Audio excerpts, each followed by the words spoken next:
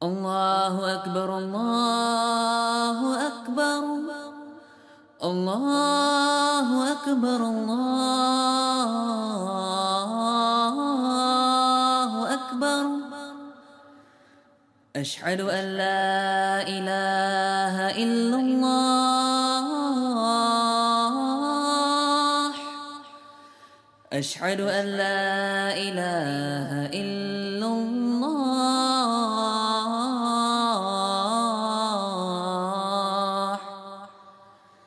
أشهد أن محمد رسول الله.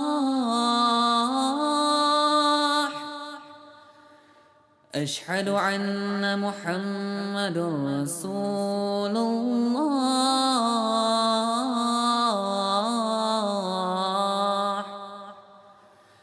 حي على الصلاة. حي على الصلاة.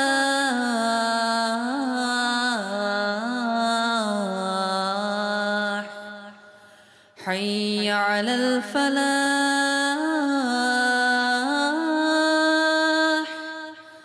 حي على الفلاح.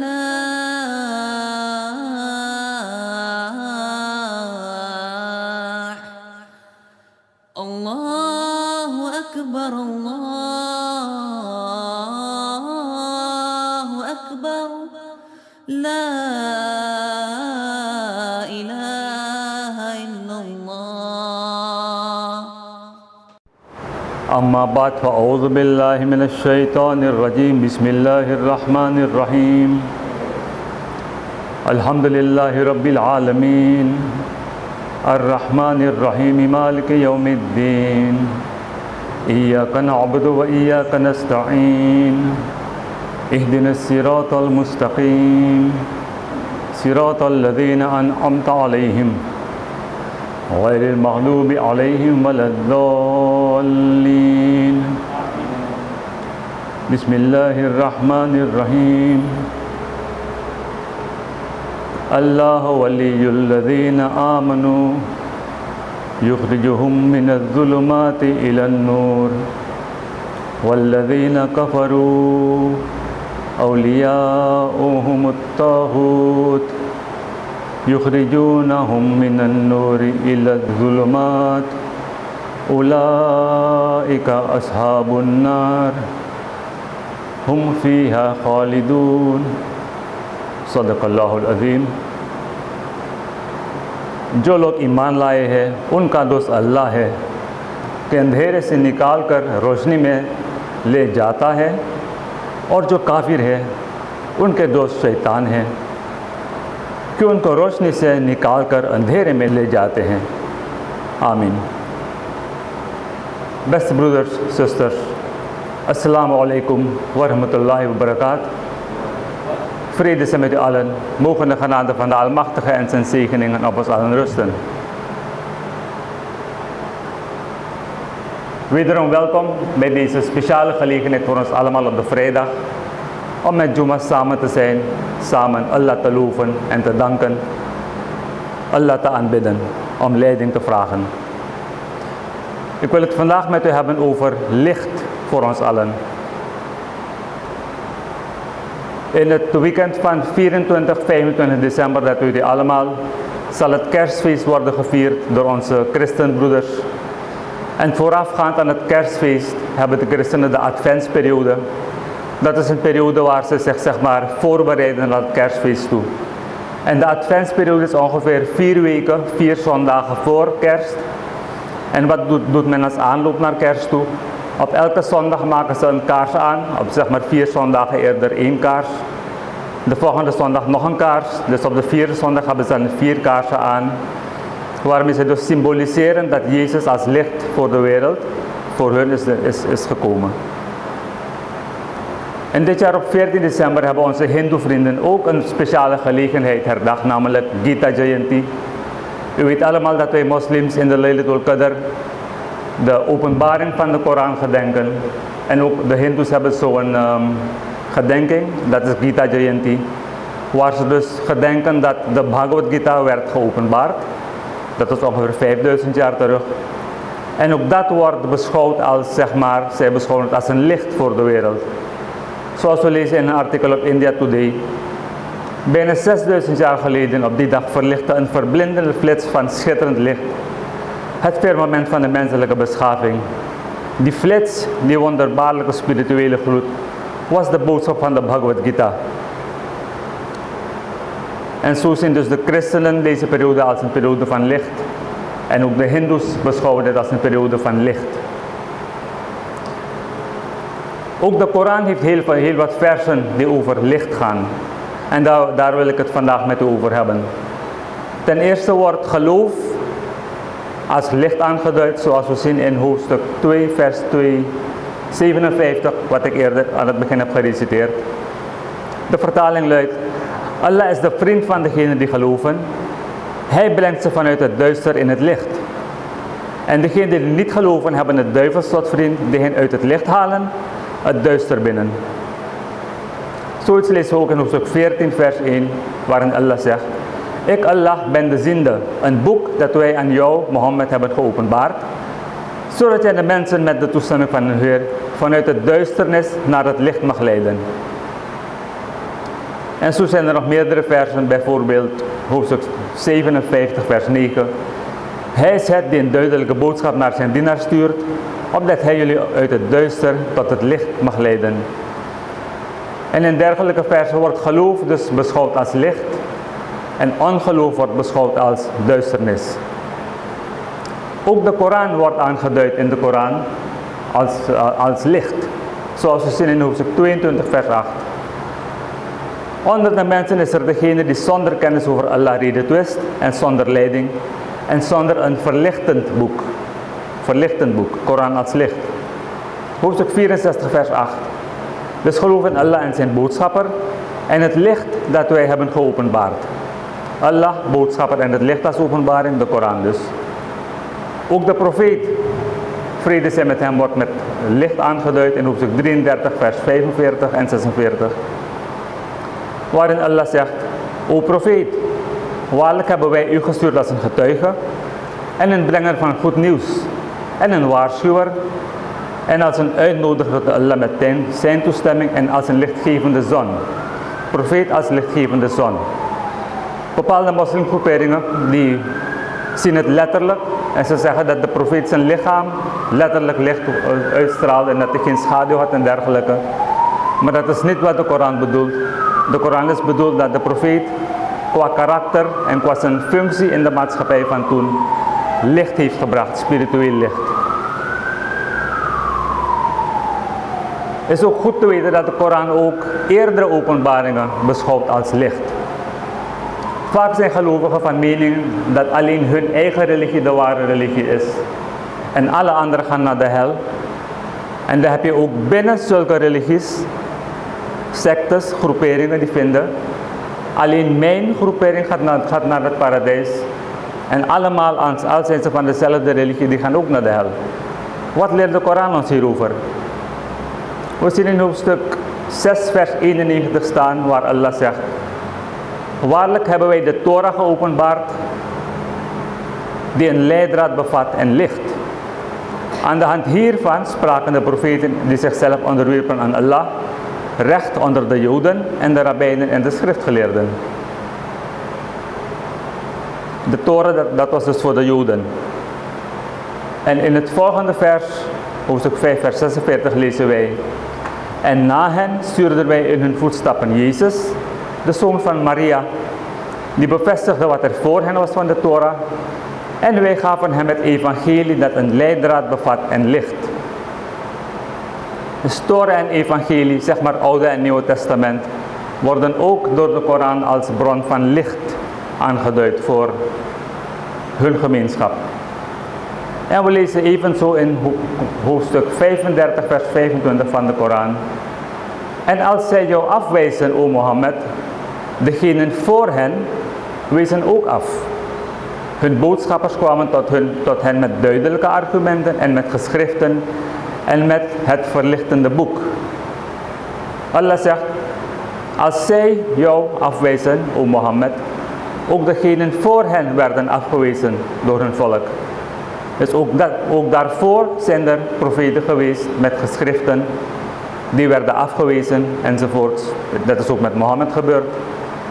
Belangrijk in dit stukje, in dit verband is te weten dat dus de Koran ook eerdere openbaringen als licht beschouwt voor hun volgelingen. Hierbij is het ook belangrijk te vermelden als de Koran het heeft over een boek, dat het niet per se een fysiek boekwerk hoeft te zijn. Ook goddelijke openbaring wordt in de Koranische termen ook wel eens als boek aangeduid. Dus we hebben gezien, geloof kan licht zijn, de profeet Mohammed kan licht zijn, de Koran kan licht zijn en ook de gelovigen kunnen worden aangeduid als licht, als bezitters van licht. Zo zien we in hoofdstuk 57 vers 19. Degenen die geloven in Allah en zijn boodschappers, dat zijn degenen die waarheidlievend en getrouw zijn bij hun Heer. Zij hebben hun beloning en hun licht.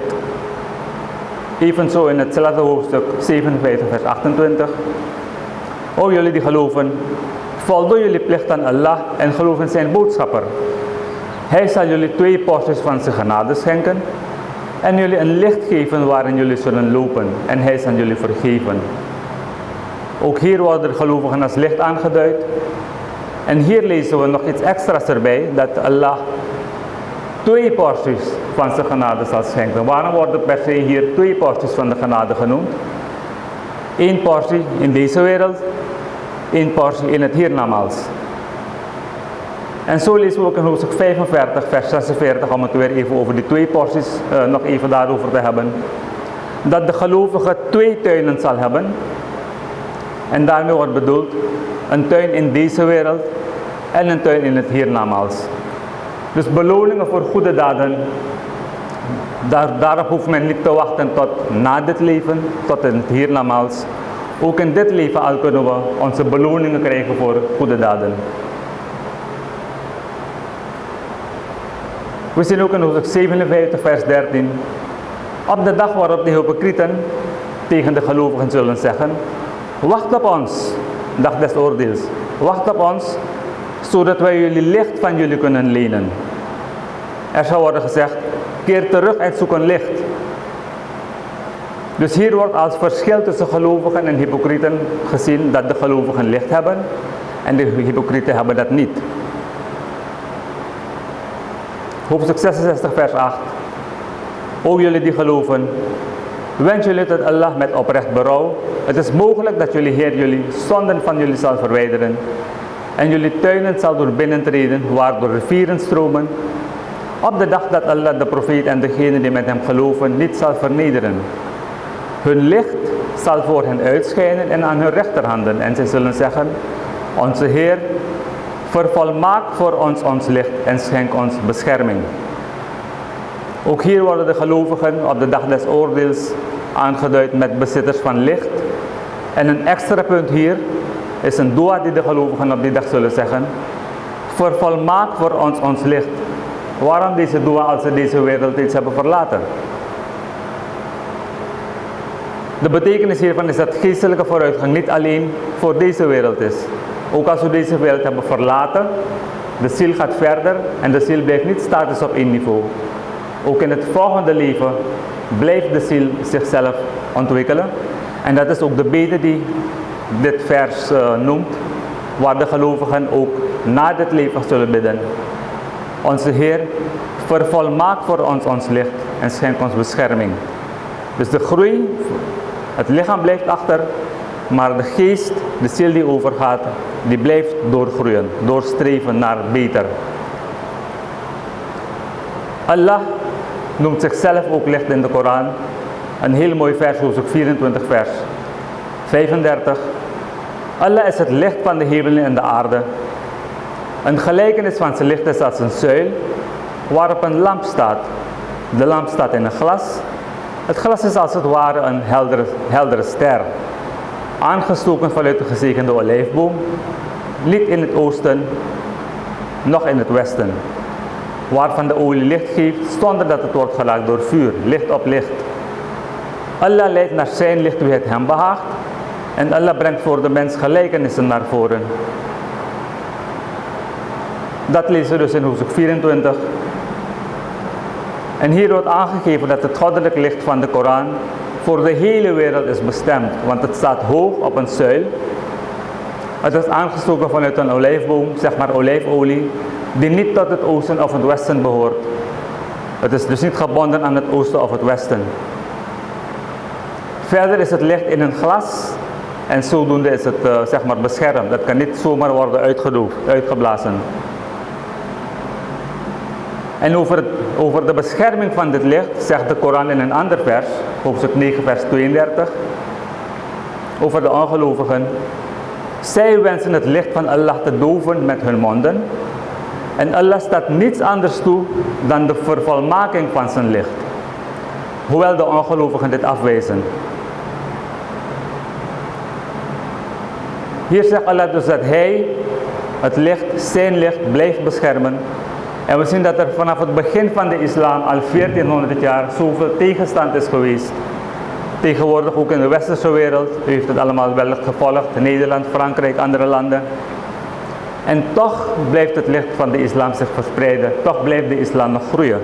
Het is de belofte die Allah heeft gedaan dat hij zijn licht zal beschermen. Dat zijn een beetje de versen, enkele versen. Er zijn nog veel meer. Waar de Koran het niet over licht. Allah als licht. De Koran als licht. De profeet als licht. Het geloof als licht. We gaan nu, zoals ik al zei, richting het kerstfeest.